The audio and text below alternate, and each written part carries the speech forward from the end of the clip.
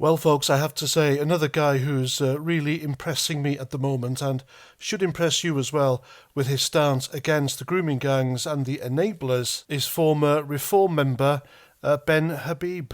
Ben, of course, quit Reform after a falling out with Nigel Farage and Richard Tice regarding how the party was run.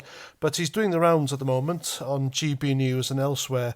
And I'll tell you what, this guy, it's a shame he wasn't elected into Parliament to be an MP, because he'd be the same as Rupert Lowe, really telling it how it is, asking the right questions and not caring who he upsets. He's doing a stellar job on GB News at the moment, calling out the establishment and calling people to account. And the government had someone to...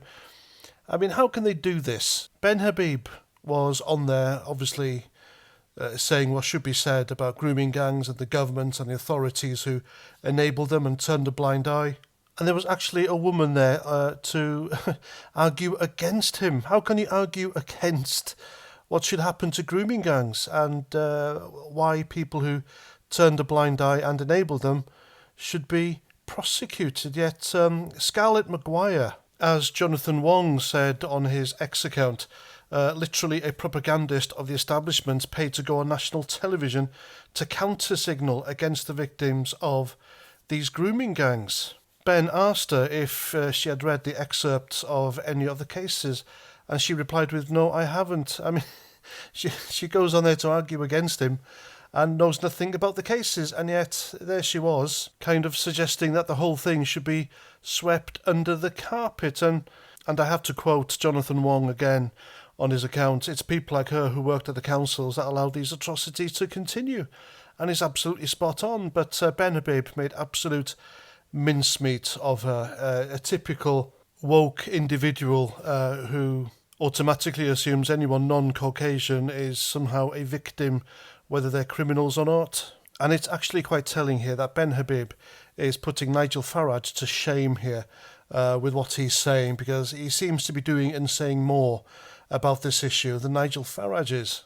He was spot on when he said the grooming gang scandal isn't just about the predators, it's about the institutions that allowed this evil to flourish, and it has flourished. And it will continue to flourish because people are making excuses for them. For some weird reason, they would rather label people like Farage, Tommy Robinson, Elon Musk, Ben Habib, etc., the people who are asking these questions, showing what's happening and bringing it to the light as evil rather than the actual predators. It makes the mind boggle. And like I pointed out a few weeks ago, Ben Habib presented an argument as to why Tommy Robinson really is a political prisoner, because he is there at the behest of a Labour politician who was put in the role where they could dictate that Tommy Robinson had committed contempt of court for a civil case where he is now serving prison time for. I mean, prison time for a civil case is very, very rare or unheard of. So good on Ben Habib for pointing this out, and rightly so.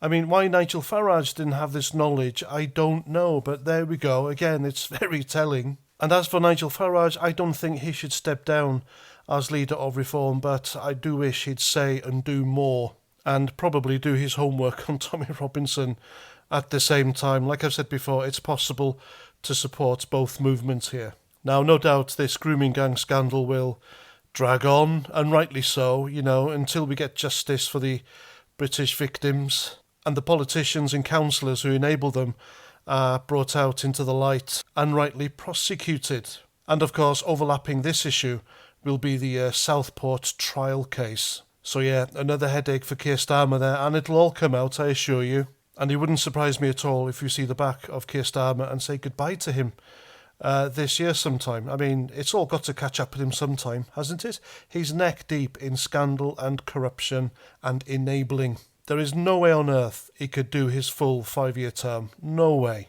Not even he could survive this, could he? Let me know what you think in the comments. And that's that. I'm Paz49. Thanks for watching. And until the next time, Roger Trout.